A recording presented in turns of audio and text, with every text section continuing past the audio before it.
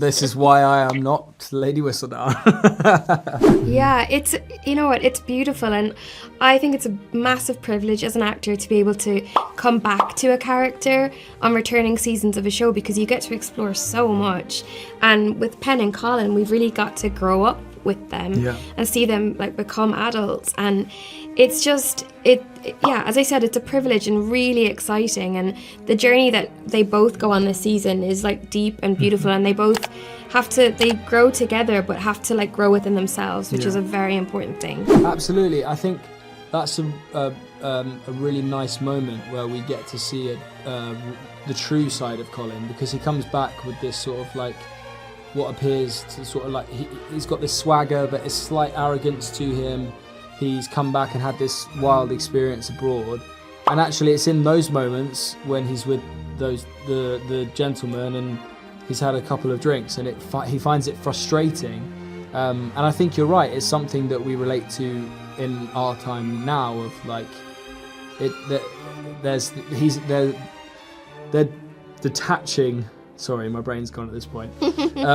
Yeah, I just think it's a really lovely moment, and I actually really appreciate your question for that, because no one's mentioned that to me. Yeah, and it is a real like scene. Turning point in him realizing that it's not all about that, and there's so much more to love and romance, and it can come from friendship, and it doesn't have to be so vulgar. I mean, there's so many, and we actually really loved a lot of the days that were just the two of us. You know, on a show that has such a large ensemble, you spend a lot of time shooting these big ball sequences, and they become quite difficult and intricate.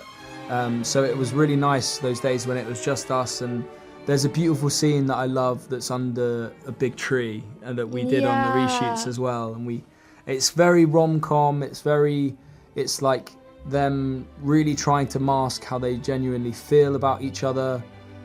It's almost like a transition period in them not being as good at hiding their true emotions and then going into these sort of like adult figures. So, I mean, we shot that twice, because we shot that on location and then we shot in the studio. So I'd say both of those, because it was just fun to play the awkwardness of it and not take it too seriously, and just explore and try different versions of the scene.